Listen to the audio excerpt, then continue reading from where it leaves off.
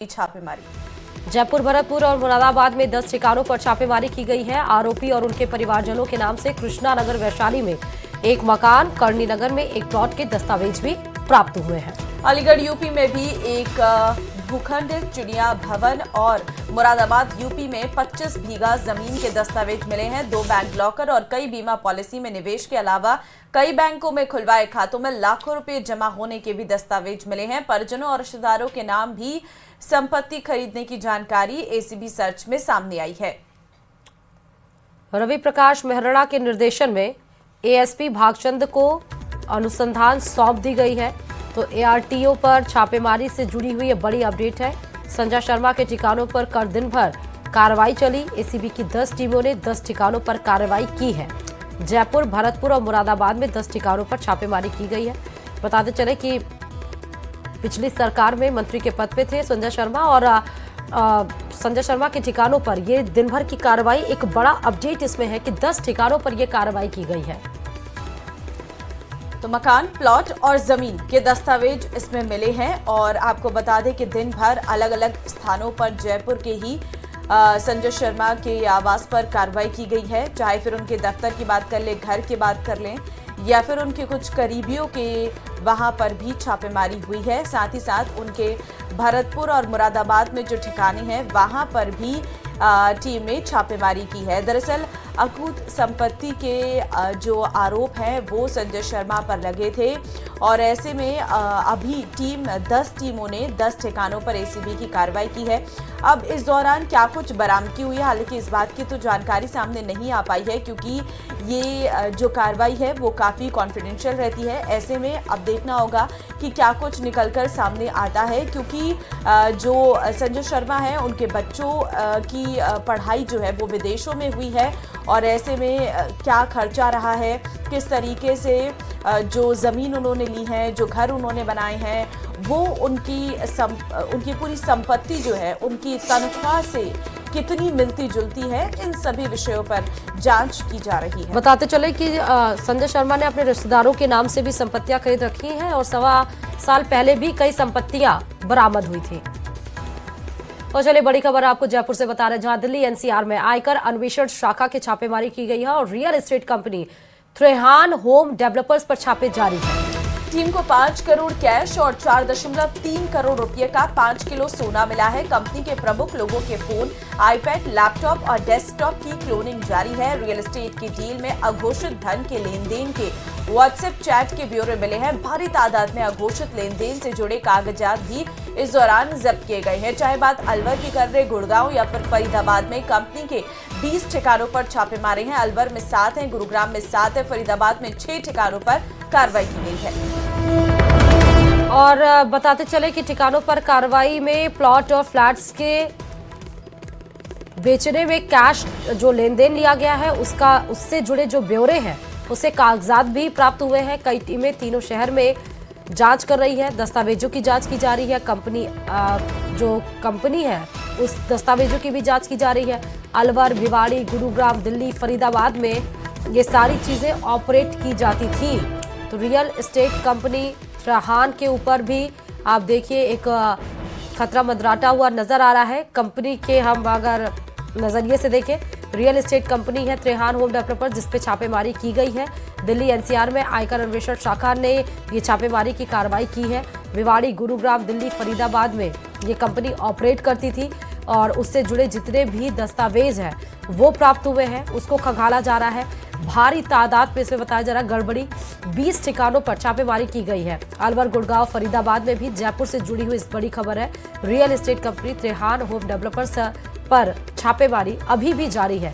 Team को 5 crore cash और 4 करोड़ 3 लाख रुपए और 5 किलो सोना भी प्राप्त हुआ है। फोन, आईपैड, लैपटॉप, डेस्कटॉप की क्लोनिंग जारी है। अघोषित धन के लेन देन के व्हाट्सएप चैट के भी सारी डिटेल्स प्राप्त हुए हैं। भारी तादाद में अघोषित लेन देन से जुड़े कागजात भी जब्त किए जा चुके हैं। तो बड़ी खबर आप देखिए कि ज्यादा जानकारी के साथ संवाददाता नितिन इस खबर पर जुड़ चुके हैं। Nitin, real estate company Trehan home developers अभी भी इस पर कार्रवाई जारी है, क्या कुछ अपडेट्स है इसको लेकर? जी बिल्कुल, अलवर के जो त्रेहान जो ग्रुप है उस पे अभी लगातार जो है इनकम टैक्स की जो कार्रवाई है वो जारी है। 24 घंटे हो चुके हैं। कल शुक्रवार सुबह 7 बजे इनकम टैक्स की जो टीम है वो यहाँ पहुंची थी और उसके बाद में लगातार कार्रवाई चालू हो गई और करीब 20 से 22 जो टीमें हैं वो मौके पर पहुंची थी, जो फरीदाबाद और अलवर और इसके अलावा जो है गुड़गांव में लगातार जो दबिश है वो दी गई थी। उसके बाद में यहाँ पर कार्रवाई चालू हो गई, लेकिन टीम को जो है जो सूत्रों के हवाले से खबर मिली कि टीम को करीब 5 करोड़ रुपए जो है यहाँ पर कैश मिला और उसको जब्त कर लिया गया। कुछ जो है जेवरात भी जो है गोल्ड वगैरह और इस तरह से सोने चांदी के जेवरात भी मिले हैं, उनको भी जब्त कर लिया गया है। साथ ही इस तरह से जो है लगातार कार्रवाई अभी तक जारी है।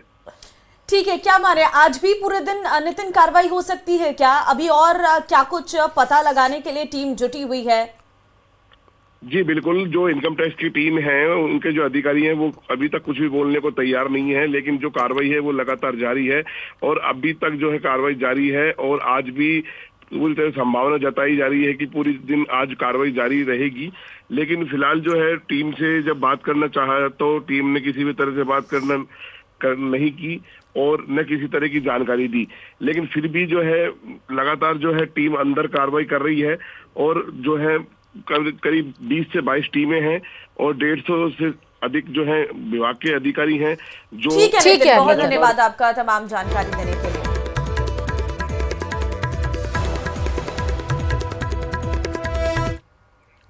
बढ़ते आगे, अजमेर दरगाह केस में आज अहम सुनवाई होने वाली है। सभी पक्ष आज कोर्ट में अपना जवाब पेश करेंगे। ख्वाजा गरीब नवाज दरगाह में मंदिर होने का दावा का ये पूरा मसला है और आज सभी जो गवाह हैं वो अपना दावा पेश करेंगे। आज अजमेर सिविल न्यायालय में इस मामले की सुनवाई होनी है। परिवादी विष्णु गुप्ता की ओर से सर्वे की मांग रखी गई थी। तीनों पार्टियों को मामले में नोटिस दिए गए थे, तो सभी की ओर से किए जाएंगे कोर्ट में जवाब पेश। बड़ी खबर इस वक्त आपको दे रहे हैं, ख्वाजा गरीब नवाज दरगाह में मंदिर होने का दावा का ये पूरा मामला है। आज अजमेर सिविल न्यायालय में इस पूरे मामले की सुनवाई होने वाली है। परिवादी विष्णु गुप्ता है इसमें, उनकी ओर से ये सर्वे की मांग जो है वो रखी गई थी। 3 पार्टियों को दिए गए थे मामले में नोटिस और सभी की ओर से आज कोर्ट में जो है जवाब पेश किए जाएंगे। देखिए आज कहीं ना कहीं माहौल जो है वो गर्माता हुआ भी नजर आएगा, क्योंकि अजमेर दरगाह के इस मामले में आज जो है सुनवाई होने वाली है। और इससे पहले भी हमने देखा था, क्योंकि जब से विष्णु गुप्ता ने इस बात का दावा किया है कि यहाँ पर हिंदू मंदिर था, तब से लेकर अब तक जो है कई बार विष्णु गुप्ता को धमकी भरे कॉल्स मैसेज भी आ चुके थे, जिसके चलते कल वो कोर्ट परिसर भी पहुंचे थे। अशोक हमारे संवाददाता फोन लाइन पे है। अशोक, देखिए बड़ा दिन है क्योंकि आज अजमेर दरगाह केस में अहम सुनवाई होने वाली है, क्या समय रहेगा? इसमें समय जो है वो तय नहीं किया गया है, क्योंकि जो कोर्ट खुलती है उसी समय पर जो है सुनवाई हो सकती है। हालांकि समय को लेकर अभी तक किसी तरह की जानकारी सामने नहीं आई है, लेकिन आज जो है इस मामले में बड़ी सुनवाई है, क्योंकि 2 बार सुनवाई हो चुकी है। तीसरा जो दिन है वो होगा जब इस मामले में सुनवाई होगी। दोनों ही पक्षों की ओर से अपनी अपनी बात रखी जाएगी। पहले भी जो है दोनों से जवाब तलब किए गए थे। इस मामले में जो परिवादी है विष्णु गुप्ता, उसकी ओर से कहा गया था कि जो दरगाह है उसमें शिव मंदिर हुआ करता था और उसके बाद जो इसे तोड़कर जो है मंदिर तोड़कर जो है इसमें दरगाह बनाई गई है। तो इसमें सर्वे की मांग जो है वो की गई थी। सर्वे की मांग को लेकर 3 जनों को नोटिस जारी किए गए थे। फिर 110 की एप्लीकेशन लगाकर जो दरगाह के खादिम है उनकी ओर से और एक जो दरगाह के दीवान है उनकी ओर से पक्षकार बनने के लिए अपील यहाँ पर की गई है। तो वो जो है उनके भी जो है आज बात सुनी जाएगी, वो क्यों इसमें जो है पक्षकार बनना चाहते हैं।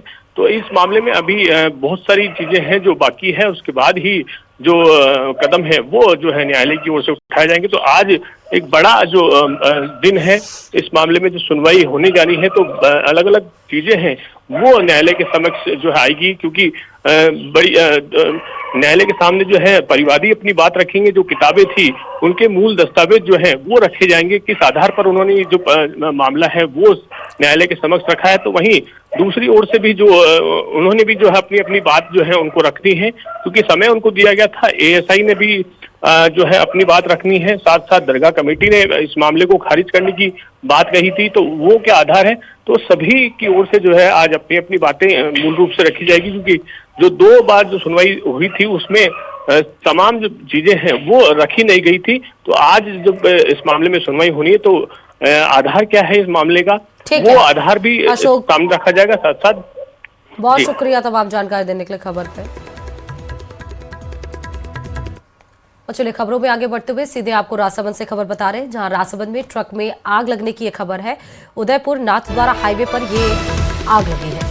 मुनवास बाईपास पर खड़े ट्रक में आग लगी है। हादसे में कोई हताहत नहीं हुआ है। ग्रामीणों ने ट्रक में आग को बुझाया है। जो आग लगी थी करीब 1 घंटा लगा है और मशक्कत के बाद आग पर काबू पा लिया गया है। ट्रक के ड्राइवर और क्लीनर ने कूदकर अपनी जान बचाई है। स्थानीय लोगों ने आग पर काबू पा लिया है, जिससे बड़ा हादसा टल गया है। तस्वीरें आपके सामने, आप देखिए किस तरीके से ट्रक में आग लग गई है। खड़े ट्रक में आग लगने की घटना सामने आई है। मुनवास बाईपास पर ये ट्रक जो है वो खड़ा था। हालांकि किसी के हताहत होने की इसमें कोई जानकारी नहीं है। गनीमत रही कि समय रहते जो ट्रक चालक है वो इस ट्रक से कूद गया था। 1 घंटा लगा है। स्थानीय लोगों ने अपने स्तर पर इस ट्रक पर जो आग लगी थी उस पर काबू पा लिया है।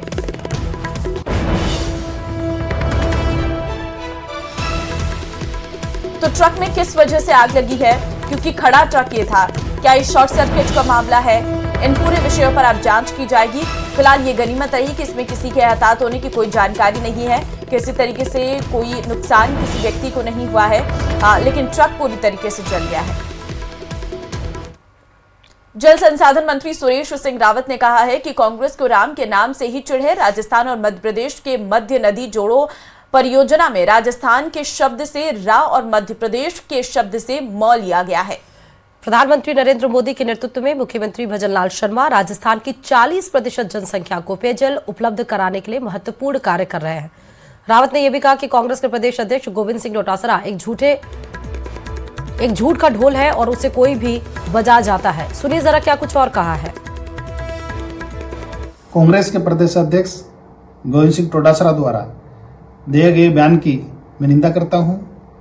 कांग्रेस को राम के सबसे चिढ़ है। राजस्थान और मध्य प्रदेश के मध्य नदी जोड़ो परियोजना में राजस्थान के सबसे रा और मध्य प्रदेश के सबसे मेल लिया गया।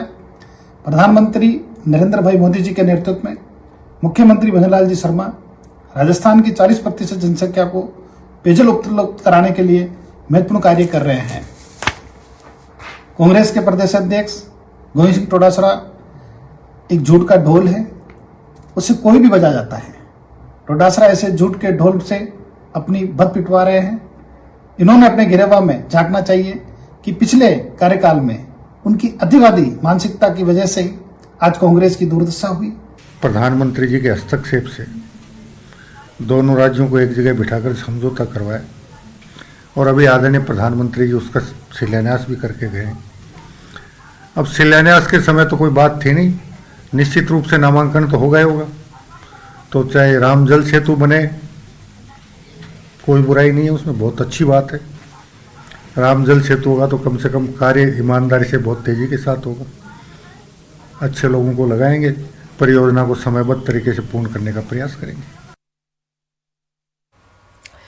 और चलिए खबरों में आगे बढ़ते हुए सीधे कोटा से खबर बता रहे हैं, जहां पति पत्नी के रिश्ते की नींव प्यार और विश्वास पर टिकी होती है, लेकिन जब ये दोनों खत्म हो जाते हैं तो फिर वैसे ही होता है जैसा कोटा में हुआ।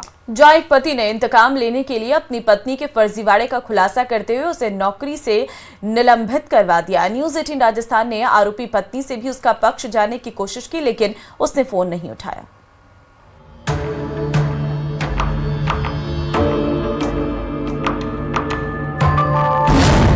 पत्नी के सिर चढ़कर बोली कामयाबी, इंतकाम पर उतरा दिल जला पति। पति की शिकायत पर सपना सस्पेंड।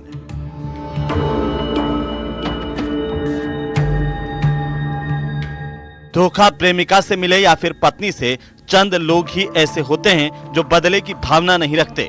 लेकिन कोटा में प्रेस कॉन्फ्रेंस कर अपना दर्द बयां करने वाले इस पति के साथ ऐसा नहीं है। पत्नी के धोखे से खफा मनीष मीणा ने शिकायतें करके सपना को सस्पेंड करवा दिया, लेकिन पति मनीष के दिल की टीस अभी खत्म नहीं हुई। वो चाहता है कि धोखेबाज पत्नी को बर्खास्त किया जाए। ये मामला भी विस्तार से बताएंगे, लेकिन उससे पहले जरा इस पीड़ित पति की फरियाद सुनिए।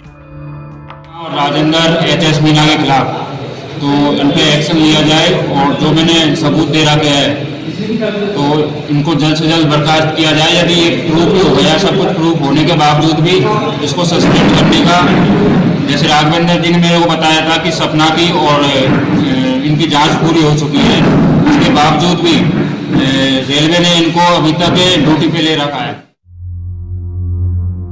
दरअसल पीड़ित मनीष मीणा अपनी पत्नी पर मुख्य रूप से 2 आरोप लगा रहे हैं। उनका पहला आरोप है कि पत्नी ने डमी कैंडिडेट बिठाकर रेलवे में नौकरी हासिल की। यहां तक तो सब ठीक था, लेकिन दर्द उस वक्त बढ़ गया जब पत्नी ने नौकरी हासिल करते ही पति मनीष मीणा को छोड़ दिया।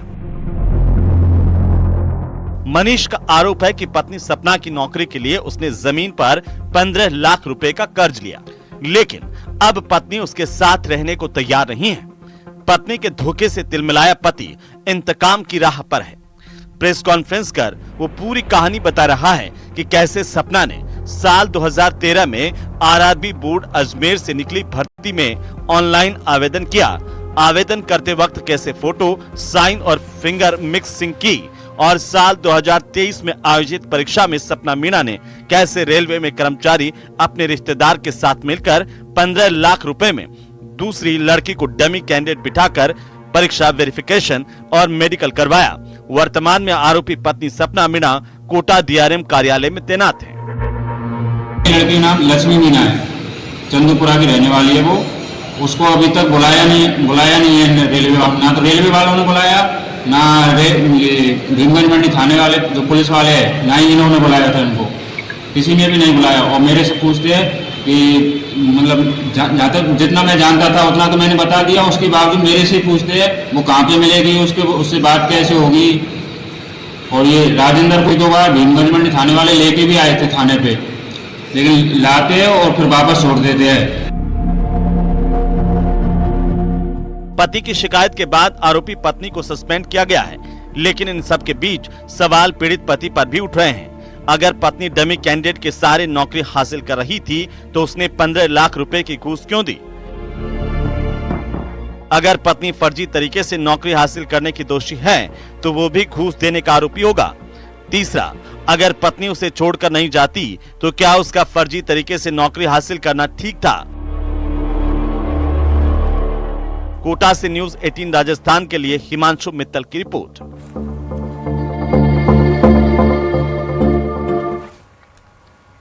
और